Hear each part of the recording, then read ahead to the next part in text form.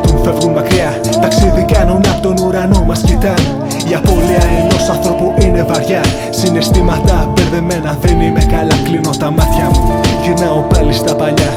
Τότε που περνούσαμε χρόνο μαζί, μέχρι και την τελευταία στιγμή ήμουν μαζί σου. Σε νιώθα πιο πολύ κι από παιδί σου. Είναι ευλογία που έχω το όνομά σου, Μανώλης. Κι όταν σκέφτομαι δεν θα σε ξαναδώ, η καρδιά μου παγώνει. Η γιαγιά μου έχει μείνει μόνη.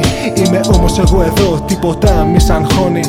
Παππού, ήσου τόσο καλός, τιμίος, αξιοπρεπής και απονήρευτος. Δούλευες πολύ, ταλαιπωρήθηκες κι εσύ, ώσπου μια μέρα σε τσάκισε ζωή.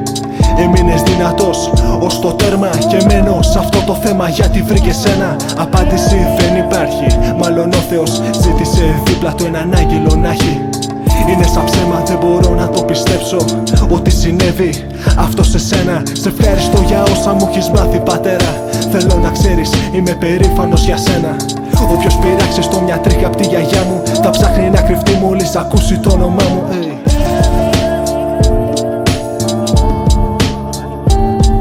Είναι άγγελοι, πετούν, φεύγουν μακριά. Είναι άγγελοι, ταξίδι κάνουν απ' τον ουρανό, μας κοιτάν.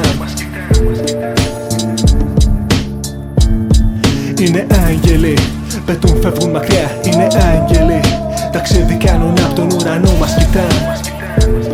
Συναισθήματα μπερδεμένα, δεν είμαι καλά.